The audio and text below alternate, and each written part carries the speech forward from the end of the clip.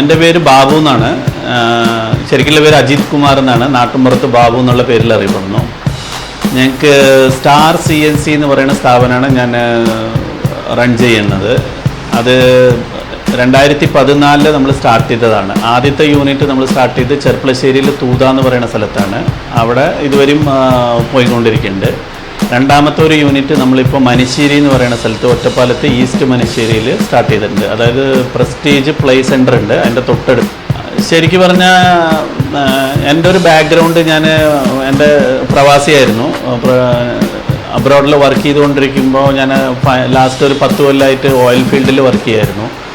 അപ്പോൾ എൻ്റെ nature of job 1 month ജോബും 1 മന്ത് ലീവ് എന്നുള്ള ഇതായിരുന്നു. അപ്പോൾ ഒരു മാസത്തെ ലീവിൽ ഇവിടെ വരുമ്പോൾ എന്തെങ്കിലും ചെയ്യണമല്ലോ, അങ്ങനെ വെറുതെ ഇരിക്കേണ്ട വെച്ചിട്ടുള്ള ഒരു ഇതിൽ അപ്പോഴത്തെ ഒരു ആരും ചെയ്യാത്തൊരു പ്ലാൻ എന്നുള്ള രീതിയിൽ കുറേ അന്വേഷിച്ച് അതിനുശേഷം നമ്മളൊരു വർക്കൗട്ടും പ്ലാനൊക്കെ ചെയ്ത് സ്റ്റാർട്ട് ചെയ്തതാണ് ഈ CNC എന്ന് പറയുന്ന ഒരു ബിസിനസ്. ഞാൻ സ്റ്റാർട്ട് ചെയ്യുന്ന സമയത്ത് ഈ CNC എന്നുള്ള ഒരു പ്രോഡക്റ്റ് നാട്ടിൽ അത് ഞങ്ങളുടെ ഏരിയയിൽ ആരും അറിഞ്ഞ ഒരു ഫീൽഡായിരുന്നില്ല. അപ്പോൾ പുതിയൊരു മോഡൽ ഓഫ് ബിസിനസ് എന്നുള്ള രീതിയിൽ ഞാൻ കൊണ്ടുവന്നതാണ്. സ്റ്റാർട്ടിങ്ങിൽ സത്യം പറഞ്ഞാൽ നമുക്ക് മാർക്കറ്റിങ്ങിന് വേണ്ടിയിട്ട് ഒരുപാട് ടൈമും ഇൻവെസ്റ്റ്മെൻറ്റും വേണ്ടി വന്നായിരുന്നു. കാരണം ഞാൻ 2014 നമ്മളിത് സ്റ്റാർട്ട് ചെയ്യുന്ന സമയത്ത് ഈ ഒരു ടെക്നോളജിയെക്കുറിച്ച് ആരും അറിഞ്ഞായിരുന്നില്ല. അപ്പോൾ ഞാൻ ഓരോ പ്രാവശ്യം ഈ പറഞ്ഞതിൻ്റെ 1 മന്ത് ലീവിൽ വരണ സമയത്ത് ഞാൻ എന്ത് ചെയ്യും വെച്ചാൽ നോട്ടീസായിട്ടും ഫ്ലെക്സ് ബോർഡായിട്ടും ഫ്രണ്ട്സിന് വേണ്ടിയിട്ട് ഫിസിക്കലായിട്ടും പിന്നെ ഇൻവെസ്റ്റ്മെൻ്റായിട്ടും ചെയ്തിട്ടുണ്ട്. ഫ്ലെക്സ് ബോർഡുകൾ വയ്ക്കുക, പിന്നെ ഉത്സവങ്ങളിൽ നമ്മൾ നോട്ടീസ് വിതരണം ചെയ്യുക, പിന്നെ ഈ സമ്മേളനങ്ങൾ നടക്കുമ്പോൾ അവിടെ പോയിട്ട് ഇത് ചെയ്യുക. സോഷ്യൽ മീഡിയ ആ സമയത്ത് അത്ര ആക്റ്റീവ് ആയിരുന്നില്ല. പറ്റുന്ന രീതിയിലൊക്കെ അഡ്വർടൈസ്മെൻറ്റ്സ് ചെയ്തു. പിന്നെ എന്താ വെച്ചാൽ നേരിട്ട് പോയിട്ട് പലതരത്തിലുള്ള വർക്കേഴ്സ് ഉണ്ടാവുമല്ലോ, നമുക്ക് കാർപ്പൻട്രി വർക്കേഴ്സ്, ഫാബ്രിക്കേഷൻ്റെ ആൾക്കാർ, ഇൻറ്റീരിയർ ഡെക്കറേറ്റേഴ്സ്, എൻജിനീയേഴ്സ്, ഇവരെയൊക്കെ നേരിട്ട് പോയി കാണുക, അവരുമായിട്ട് ബന്ധപ്പെട്ട് അവരുടെ അടുത്ത് നമ്മളുടെ ഒരു പ്രോഡക്റ്റിനെ കുറിച്ചിട്ടുള്ള ഒരു മാർക്കറ്റിംഗ് ഒക്കെ ചെയ്തായിരുന്നു. സ്റ്റാർട്ടിങ്ങിലുണ്ടായിരുന്ന ബുദ്ധിമുട്ടെന്ന് പറയുമ്പോൾ ഈ ഒരു ടെക്നോളജിയെക്കുറിച്ച് ആരും അറിയാത്തൊരു സംഭവമായിരുന്ന സ്ഥിതിക്ക് നമുക്ക് കുറച്ച് ടഫായിരുന്നു അവർക്ക് ഇത് എക്സ്പ്ലെയിൻ ചെയ്തിട്ട് അവരെ ലൈനിൽ കൊണ്ടുവരാൻ വേണ്ടിയിട്ട്. പ്രത്യേകിച്ച് കൊത്തുപണിയുടെ കാര്യങ്ങൾ നമ്മളിപ്പോൾ 3D കാർവിംഗ് എന്ന് പറഞ്ഞിട്ടുള്ളത് ചെയ്യുന്നുണ്ട്. അതിപ്പോൾ എങ്ങനെയാണെന്ന് വെച്ചിട്ടുണ്ടെങ്കിൽ ഈ ഡോറ്, ഇങ്ങനത്തെ വിഗ്രഹങ്ങളുടെ ഇത് ഡോറിലൊക്കെ കുറേ വീടിൻ്റെ മെയിൻ ഡോറിലൊക്കെ കാണാൻ പറ്റും കാർവിങ് ചെയ്തത്. അതായത് ഗണപതിയുടെയോ അല്ലെന്നുണ്ടെങ്കിൽ ദൈവങ്ങളുടെയോ പല രീതിയിലും, പള്ളിയുടെയോ മക്ക മദീന, ഇങ്ങനത്തെ പല രീതിയിലുള്ള കൊത്തുപണികൾ കാണാമല്ലോ. അതൊക്കെ പണ്ടത്തെ കാലത്ത് ഇതായിരുന്നു, എന്താ പറയുക, കൈകൊണ്ട് ചെയ്യായിരുന്നു. അതിപ്പോൾ കൈകൊണ്ട് ചെയ്യുന്ന ആൾക്കാരുടെ ഒരു സ്കില്ല് കുറയലും പിന്നെ ആൾക്കാരുടെ ലഭ്യത കുറവും കാരണം നമുക്കിപ്പോൾ എന്താ വെച്ചാൽ അങ്ങനത്തെ വർക്ക് കുറേ ആൾക്കാർ ഒഴിവാക്കുക, അല്ലെന്നുണ്ടെങ്കിൽ ഓപ്ഷൻ ഇല്ലാണ്ട് പോയായിരുന്നു. അവിടെയാണ് നമ്മൾ ഇതിപ്പോൾ CNC കൂടെ ചെയ്യാൻ പറ്റും എന്നുള്ള രീതിയിൽ അവരെ കൺവിൻസ് ചെയ്തിട്ട് വീണ്ടും നമ്മൾ അങ്ങനത്തെ കുറേ വർക്കുകൾ ചെയ്തു കൊടുക്കാൻ തുടങ്ങിയത്. നമുക്ക് മെറ്റീരിയലിൻ്റെ സൈഡിൽ വരികയാണെന്നുണ്ടെങ്കിൽ ഇപ്പോൾ നമ്മൾ ഇവിടെ ചെയ്തുകൊണ്ടിരിക്കുന്നത് നോൺ മെറ്റലായിട്ടുള്ള മെറ്റീരിയൽസാണ്. അതായത് wood, multiwood, plywood, MDF, acrylic, ACP, ഇങ്ങനത്തെ കാര്യങ്ങളെല്ലാം നമ്മളിവിടെ വെച്ചിട്ട് ചെയ്തു കൊടുക്കുന്നുണ്ട്. പിന്നെ ഇത് കൂടാതെ മെറ്റലിലും ഇതേപോലെ CNC 2D കട്ടിങ്, അതായത് ജാളി കട്ടിങ് എന്നുള്ള ഒരു ഇത് മെറ്റലിൽ നമുക്ക് ചെയ്യാൻ പറ്റും. 3D ചെയ്യാൻ പറ്റില്ല, 2D, അതായത് ജാളി കട്ടിങ്ങിന് ഹോളാക്കി ചെയ്യണതാണത്. അത് ചെയ്യണമെന്നുണ്ടെങ്കിൽ അതിൻ്റെ ഓപ്ഷനും നമ്മുടെ അടുത്ത് അവൈലബിൾ ആണ്. അതിൻ്റെ ഒരു ടെക്നിക്കൽ സൈഡിൽ നോക്കുകയാണെന്നുണ്ടെങ്കിൽ അതിൻ്റെ മെഷീനറികൾ നമുക്ക് പൊതുവേ ഒരു റെസിഡൻഷ്യൽ ഏരിയയിൽ ഇടാൻ പറ്റില്ലാത്തൊരവസ്ഥയായ കാരണം നമ്മളതിന് പ്രത്യേകം ഒരു ഏരിയ കണ്ടെത്തിയിട്ട് അവിടെയാണ് ആ യൂണിറ്റ് പ്രവർത്തിക്കുന്നത്. അപ്പോൾ നമുക്ക് എപ്പോൾ ഓർഡർ വരികയാണെങ്കിലും അവിടുന്ന് ചെയ്തുകൊണ്ടൊന്ന് കൊടുക്കുകയാണ് ചെയ്യുക. കസ്റ്റമറായിട്ടുള്ളൊരു റിലേഷൻ എന്ന് പറഞ്ഞു കഴിഞ്ഞിട്ടുണ്ടെങ്കിൽ മെയിനായിട്ട് ഇപ്പോൾ കസ്റ്റമേഴ്സ് അവർക്ക് ടൈമാണ് വളരെ ഇമ്പോർട്ടൻ്റ് ആയിട്ടുണ്ടാവുക. പല കേസുകളിലും ഞങ്ങൾ ഫേസ് ചെയ്യുന്ന ഒരു ഇഷ്യൂ എന്ന് പറയുന്നത് കുടിയിരിക്കൽ നാളെ മറ്റന്നാൾ അല്ലെങ്കിൽ വിത്തിൻ ഒരു 2 ഡേയ്സിലൊക്കെ വരുമ്പോൾ നമ്മുടെ അടുത്ത് വന്നിട്ട് ഇന്ന വർക്ക് ചെയ്തു തരണം, അങ്ങനെ എന്നുള്ള ഒരു പ്രഷർ ഉണ്ടാവും നമുക്ക്. അപ്പോൾ നമ്മളെന്ത് ചോദിച്ചിട്ടുണ്ടെങ്കിൽ അതിൻ്റെ ഒരു പ്രിയോറിറ്റി അനുസരിച്ചിട്ട് നമ്മൾ പരമാവധി നമ്മളെ കൊണ്ട് പറ്റുന്ന രീതിയിൽ ചെയ്യും. ചില ദിവസങ്ങളിൽ ഞങ്ങൾ വർക്ക് ചെയ്തിട്ട് നൈറ്റ് ഫുൾ ഡേ വർക്ക് ചെയ്തിട്ട് പിറ്റേ ദിവസം രാവിലേക്ക് എത്തിച്ചു കൊടുക്കാറുണ്ട്. അങ്ങനെ പരമാവധി നമുക്ക് കസ്റ്റമറുടെ അടുത്ത് നിന്ന് ഉള്ള ഒരു ഫീഡ്ബാക്ക് എന്ന് പറയുമ്പോൾ നമ്മളുടെ അടുത്ത് വന്നു കഴിഞ്ഞാൽ കാര്യം നടക്കുന്നുള്ള രീതിയിൽ തന്നെയാണ് ആൾക്കാർ വരാറ്.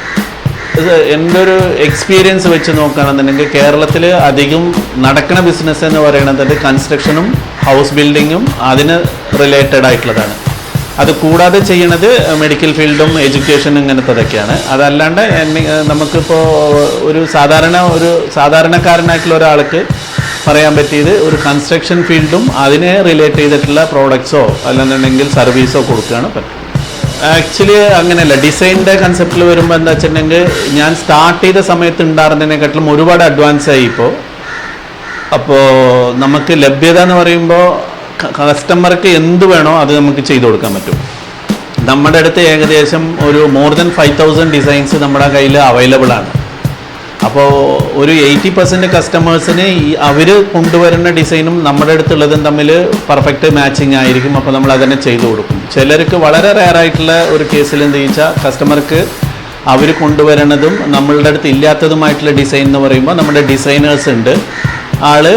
ആ ഡിസൈൻ അവർക്ക് വേണ്ടിയിട്ട് അത് വരച്ച് ശരിയാക്കി ഡിസൈൻ ഡ്രോ ചെയ്തിട്ട് വർക്ക് ചെയ്തു. ഇതിലിപ്പോൾ പലതരം മെറ്റീരിയൽ ഞാൻ പറഞ്ഞല്ലോ. അതിൽ മൾട്ടിവുഡ് ആയാലും MDF ആയാലും പ്ലൈവുഡ് എന്നൊക്കെ പറയുന്ന പ്രോഡക്റ്റ്സ് എങ്ങനെ വെച്ചിട്ടുണ്ടെങ്കിൽ പെയിൻറ്റബിൾ ആണ്. നമുക്ക് നമ്മളുടെ ഇഷ്ടത്തിനുള്ള കളർ ചോയ്സിൽ അത് പെയിൻറ്റ് ചെയ്യുക, കൂട്ടിയിട്ട് പെയിൻറ്റ് ചെയ്യുക, പോളിഷ് ചെയ്യുക, അങ്ങനത്തെ എല്ലാ ഓപ്ഷൻസും അതിലുണ്ട്. ചില മെറ്റീരിയൽ ഉണ്ട്, ACP ഉണ്ട്, അക്രലിക് ഉണ്ട്. അതൊന്നും പെയിൻറ്റ് ചെയ്യാൻ പറ്റില്ല. കാരണം എന്ന് വെച്ചാൽ അതിൻ്റെ ആവശ്യം വരുന്നില്ല. അത് വരണത് തന്നെ പല കളർ ചോയ്സിലാണ്. കസ്റ്റമർക്ക് ആവശ്യമുള്ള കളർ ഡയറക്റ്റായിട്ട് തന്നെ കിട്ടുള്ളൂ. എൻ്റെ സ്റ്റാഫുകളാണ് നമ്മുടെ എല്ലാ സപ്പോർട്ടും, വേറെ ആരുമല്ല. അപ്പോൾ ഞാൻ ഒരാളായിട്ടാണ് ഈ ബിസിനസ് 2 സ്ഥലത്ത് നടത്തുന്നത്. അപ്പോൾ ഞാനിപ്പോൾ ഈ മനശ്ശേരിയിൽ എന്ന് പറയുമ്പോൾ വീക്കിലി 1-2 പ്രാവശ്യം വരുള്ളൂ. അതല്ലാത്ത സമയം മുഴുവന് എൻ്റെ മെയിനായിട്ടുള്ള ഡിസൈനറും എല്ലാം നോക്കുന്നത് വിഷ്ണു എന്ന് പറയുന്ന സ്റ്റാഫാണ്. ഞാൻ സ്റ്റാർട്ട് ചെയ്ത അന്ന് മുതൽ എൻ്റെ കൂടെയുള്ള ആളാണ്. അപ്പോൾ ആളെ ഡിപ്പെൻഡ് ചെയ്തിട്ടാണ് നമ്മുടെ എല്ലാ കാര്യങ്ങളും നടക്കുന്നത്. അപ്പോൾ ഫുൾ സപ്പോർട്ട് അവർ തന്നെയാണ്. അതേപോലെ തന്നെ എൻ്റെ ചെർപ്പളശ്ശേരി യൂണിറ്റിൽ അവിടെ അധികം ഞാൻ എന്താ ചെയ്തിറക്കണം വെച്ചിട്ടുണ്ടെങ്കിൽ ഞാൻ ലേഡീസ് സ്റ്റാഫിനെയാണ് വെച്ചിരിക്കുന്നത്. അവിടെ 3 സ്റ്റാഫ് ലേഡീസ് സ്റ്റാഫ് വർക്ക് ചെയ്യുന്നുണ്ട്. അവർ തന്നെയാണ് ഡിസൈൻ ചെയ്യലും ഓപ്പറേഷൻ ഫിനിഷിങ് എല്ലാ കാര്യങ്ങളും അവരാണ് നോക്കുന്നത്. എൻ്റെ വിഷൻ എന്ന് പറഞ്ഞു കഴിഞ്ഞിട്ടുണ്ടെങ്കിൽ നമ്മളെ കൊണ്ട് പറ്റണ രീതിയിൽ പറ്റണ സമയം വരെ കുറച്ച് ആൾക്കാർക്കൊരു ജോലി കൊടുക്കുക എന്നുള്ളതാണ് ഏറ്റവും ആദ്യത്തേത്. പിന്നെ രണ്ടാമത്തേത് എന്ന് പറയുമ്പോൾ നമുക്ക് ഒരു സൈഡ് ഇൻകം എന്നുള്ള രീതിയിലാണ് ഈ ബിസിനസ്സിന് മെയിനായിട്ട് കാണാൻ പറ്റുള്ളൂ. അതല്ലാണ്ട് ഒരു പ്രൈമറി ഇൻകം ആയിട്ട് ഒരിക്കലും ഈ ബിസിനസ്സിനെ കാണാൻ പറ്റില്ല. കാരണം ഇതിൻ്റെ ഇതിൻ്റെ റിക്വയർമെൻറ്റ്, കസ്റ്റമർക്ക് ഇതിൻ്റെ റിക്വയർമെൻറ്റ് എന്ന് പറയുന്നത് ഒരു വീട് കെട്ടണ ഒരാൾക്ക് ആദ്യത്തെ സ്റ്റേജിലല്ല ഇത് ആവശ്യം വരിക. ഏറ്റവും അവസാനം അയാളുടെ ബഡ്ജറ്റിൽ ഇതിന് സ്പേസ് ഉണ്ടെങ്കിൽ മാത്രമാണ് നമ്മളുടെ അടുത്തേക്ക് വരുള്ളൂ. അപ്പോൾ എന്താ വെച്ചാൽ നമുക്ക് ഒരു ഈ ബിസിനസ് കൊണ്ട് സത്യം പറഞ്ഞു കഴിഞ്ഞാൽ ഈ ബിസിനസ് കൊണ്ട് നമുക്ക് ഒരു ഫാമിലി റൺ ചെയ്യാൻ പറ്റുമോ എന്ന് ചോദിച്ചു കഴിഞ്ഞാൽ ആലോചിക്കേണ്ട കേസ് തന്നെയാണ്. അല്ല, ഇതിൽ ഞാൻ പറഞ്ഞില്ലേ, ഞാൻ സ്റ്റാർട്ട് ചെയ്ത സമയത്ത് എനിക്ക് പ്രൈമറി ഇൻകം ആയിട്ട് എൻ്റെ സാലറി ആയിരുന്നു.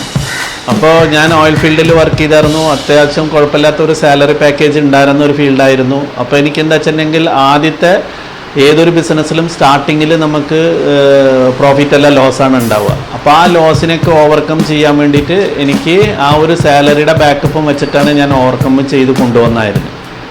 അപ്പോൾ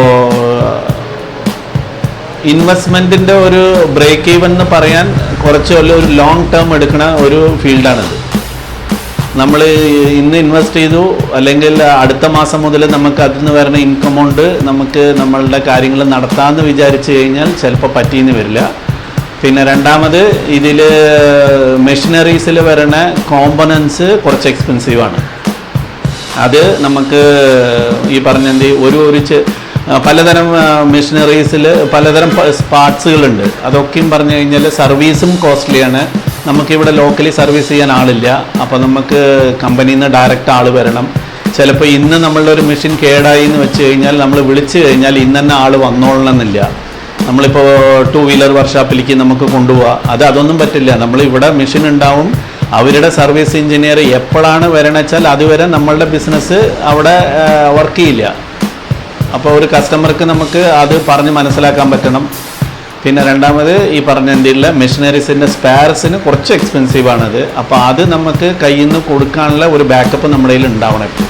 മെസ്സേജ് എന്നുള്ള രീതിയിൽ ഞാൻ പറയുകയാണെന്നുണ്ടെങ്കിൽ, ഫീൽഡിനെ ആദ്യം നിങ്ങളുടെ മാർക്കറ്റ് ആദ്യം സ്റ്റഡി ചെയ്യുക. അവിടെ ഇതിനുള്ള ഓപ്പർച്യൂണിറ്റീസ് ഉണ്ടോ, സ്കോപ്പ് ഉണ്ടോ, പിന്നെ വേറെ ആരെങ്കിലും ചെയ്യുന്നുണ്ടോ, പിന്നെ നമ്മളെ കൊണ്ട് എത്രത്തോളം ആ ബിസിനസ്സിൽ ഇൻവോൾവ് ചെയ്യാൻ പറ്റും. ഈ കാര്യങ്ങളെല്ലാം സ്റ്റഡി ചെയ്തിട്ട് വേണം ഈ ഫീൽഡിലേക്ക് വരാൻ. കാരണം ഇതാണ്, നമുക്കിപ്പോൾ ഒരു ഡിസൈനറെ നമ്മൾ ഹയർ ചെയ്തു, അയാളെ കൊണ്ട് നമ്മളെല്ലാം വർക്കിംഗ് ചെയ്യിപ്പിച്ചുകൊണ്ടിരിക്കുന്നു. പെട്ടെന്ന് ആൾക്കൊരു സുഖമില്ലാണ്ടെയോ അല്ലെന്നുണ്ടെങ്കിൽ ഒരാഴ്ച ലീവിൽ പോകേണ്ടി വന്നു. ആ സമയത്ത് നമ്മൾ എന്ത് ചെയ്യുന്നുള്ളത് ആലോചിക്കണം. അപ്പോൾ അങ്ങനത്തെ പല രീതിയിലുള്ള, കാരണം ഇതിൻ്റെ ഈ ഒരു ഫീൽഡിൻ്റെ ഇപ്പോൾ ഞാൻ പറഞ്ഞില്ലേ CNC എന്ന് പറയണതിൻ്റെ ഒരു ഡിസൈനർക്കുള്ള ഒരു ട്രെയിനിങ് ഓപ്പർച്യൂണിറ്റീസ് വളരെ കുറവാണ്. നമ്മളിപ്പോൾ സാധാരണ ഒരു കമ്പ്യൂട്ടർ സെൻറ്ററിൽ പോയിട്ട് ഇപ്പോൾ ഫോട്ടോഷോപ്പ് ഉണ്ട്, കോറൽ ഡ്രോ ഡിസൈൻ ഉണ്ട്, ഗ്രാഫിക് ഡിസൈൻ, ഇതൊക്കെയും എല്ലാ ടൗണിലും ഒരുപാട് ഇൻസ്റ്റിറ്റ്യൂഷൻസ് ചെയ്തു കൊടുക്കുന്ന ട്രെയിനിങ് ആണ്. ഒരു ഷോർട്ട് ടേം ട്രെയിനിങ് മതി, 3 months 6 months. പക്ഷേ ഈ ഫീൽഡ് അങ്ങനെയല്ല. ഇതിൽ വരുന്ന സോഫ്റ്റ്വെയർ പ്രത്യേകം സോഫ്റ്റ്വെയർസാണ്. അതിലേക്ക് വർക്ക് ചെയ്യണമെന്നുണ്ടെങ്കിൽ ഹാൻഡ്സ് ഓൺ എക്സ്പീരിയൻസ് തന്നെ വേണം. വെറുതെ ഒരു ദിവസം എനിക്കെല്ലാം അറിയാമെന്ന് പറഞ്ഞു കഴിഞ്ഞിട്ടുണ്ടെങ്കിൽ വർക്ക് നടക്കില്ല. കാരണം നമ്മൾ എന്ത് ഡിസൈൻ ചെയ്യണോ അതിൻ്റെ റിസൾട്ട് നമ്മൾ കസ്റ്റമർക്ക് ഉണ്ടാക്കി കൊടുക്കുകയാണ്. ആ ഉണ്ടാക്കി കൊടുക്കണേൽ ഇപ്പോൾ ഒരു സർക്കിൾ ഉണ്ടാക്കേണ്ടി വന്നു കഴിഞ്ഞാൽ ആ സർക്കിൾ പെർഫെക്റ്റ് സർക്കിൾ ഷേപ്പിൽ തന്നെ വേണം. എനിക്കറിയാമെന്നുള്ള രീതിയിൽ ചെയ്തിട്ട് ആ സർക്കിളിൻ്റെ ഷേപ്പ് പോയി കഴിഞ്ഞിട്ടുണ്ടെങ്കിൽ കസ്റ്റമർ അക്സെപ്റ്റ് ചെയ്യില്ല. അപ്പോൾ അവിടെ വരണ ലോസ് എന്ന് പറയുന്നത് കസ്റ്റമർക്ക് നമ്മൾ കോമ്പൻസേഷൻ കൊടുക്കേണ്ടി വരും. അപ്പോൾ അങ്ങനത്തെ പല ബുദ്ധിമുട്ടുകളും ഈ ഫീൽഡിലുണ്ട്. അപ്പോൾ അതാണ് ഞാൻ പറഞ്ഞത്, നമുക്ക് ഫീൽഡിനെ കുറിച്ച് നല്ലൊരു ധാരണയും വേണം, അത്യാവശ്യം നമുക്ക് വർക്ക് ചെയ്യാമെന്നുള്ള ഒരു കപ്പാസിറ്റിയും വേണം. ഫാമിലി അച്ഛനമ്മ വൈഫ് 2 കുട്ടികളാണ്. അപ്പോൾ ഇപ്പോൾ എൻ്റെ വൈഫ് വന്നിട്ട് വളരെ ആക്റ്റീവായിട്ടാണ് ഈ ഫീൽഡിൽ എൻ്റെ ഒപ്പം വർക്ക് ചെയ്തുകൊണ്ടിരിക്കുന്നത്. ഇപ്പോൾ ചെർപ്പളശ്ശേരി യൂണിറ്റിൽ എൻ്റെ വൈഫും ഒരു സ്റ്റാഫ് എന്നുള്ള രീതിയിൽ അവിടെ ഉണ്ട്. സ്റ്റാഫല്ല, ഒരു മാനേജ് ചെയ്യുന്ന ഒരാളായിട്ടാണ് അവിടെ ഉള്ളത്. അത് കാരണമാണ് എനിക്ക് ഫ്രീ ആയിട്ട് പല സ്ഥലങ്ങളിലേക്കും പോകാനും കസ്റ്റമേഴ്സിനെ മീറ്റ് ചെയ്യാനും പലതരത്തിലും എനിക്കതൊരു വളരെ വലിയ സപ്പോർട്ടാണ്. അപ്പോൾ അക്കൗണ്ട് സെക്ഷൻ നോക്കുന്നതും ആളാണ്, അത്യാവശ്യം ഡിസൈൻ ചെയ്യും, മെഷീൻ ഓപ്പറേറ്റ് ചെയ്യാൻ അറിയാം, പിന്നെ GST ഫയലിങ് ഇങ്ങനത്തെ കാര്യങ്ങളെല്ലാം ആളാണ് ഹാൻഡിൽ ചെയ്യുന്നത്. അപ്പോൾ എനിക്ക് എൻ്റെ ഒരു ബിസിനസ്സിൽ എനിക്കുള്ള ഒരു 70% 75% ബേർഡൻസ് ആളാണ് ഹാൻഡിൽ ചെയ്യുന്നത്. അതിൽ നമ്മൾ CNC സാധാരണ ഈ ഒരു CNC മെഷീൻ എന്ന് പറയുന്നത് 8x4 സൈസിൻ്റെ മെഷീനാണ്. അതായത് 8 feet by 4 feet. ആ 8 feet by 4 feetൻ്റെ സ്റ്റാൻഡേർഡ് എന്താണ് കാരണം വെച്ചാൽ മാർക്കറ്റിൽ അവൈലബിൾ ആയിട്ടുള്ള എല്ലാ മെറ്റീരിയലും പ്ലൈവുഡോ MDFോ മൾട്ടിവുഡോ ഏതായാലും അതൊരു സ്റ്റാൻഡേർഡ് മെയിൻറ്റെയിൻ ചെയ്യണത് 8x4 feet സൈസാണ്. അപ്പോൾ 8 feet by 4 feet സൈസ് നമുക്ക് ഒറ്റ സ്ട്രെച്ചിൽ നമുക്ക് വർക്ക് ചെയ്ത് കൊടുക്കാം. അതിനെക്കാട്ടിലും വലിയ പീസിൻ്റെ ഒരു റിക്വയർമെൻ്റാണ് പറയണത് വെച്ചാൽ ജോയിൻറ്റ്സ് വരുന്നു മാത്രം, എന്നാലും നമുക്ക് ചെയ്യാം. ഇത് ഉള്ളത് നമ്മളെ ഒറ്റപ്പാലം കൊളപ്പുള്ളി റോട്ടിൽ ഈസ്റ്റ് മനശ്ശേരി എന്ന് പറയുന്ന സ്ഥലത്താണ്. പ്രസ്റ്റീജ് പ്ലേസ് സെൻറ്റർ എന്ന് പറയുന്നത് എല്ലാവരും അറിയുന്ന ഒരു സ്ഥാപനമാണ്. അതിൻ്റെ തൊട്ടടുത്ത ബിൽഡിങ്ങിലാണ് നമ്മളുടെ സ്ഥാപനം ഇപ്പോൾ നമ്മൾ തുടങ്ങിയെടുക്കുന്നത്, മെയിൻ റോഡിൽ തന്നെ. ചെർപ്പളശ്ശേരിയിൽ നിന്ന് തൂത എന്ന് പറയുന്ന സ്ഥലമാണ്. ചെർപ്പളശ്ശേരി ടു പെരിന്തൽമണ്ണ റോട്ടിൽ വരുമ്പോൾ കാറൽമണ്ണ എന്ന് പറയുന്ന ഒരു മെയിൻ ജംഗ്ഷൻ ഉണ്ട്. അത് കഴിഞ്ഞ് വരുമ്പോൾ KTDC ഹോട്ടലുണ്ട്. ആ ഹോട്ടലിൻ്റെ ബാക്ക് സൈഡായിട്ടാണ് ഈ നമ്മുടെ സ്ഥാപനം ഉള്ളത്.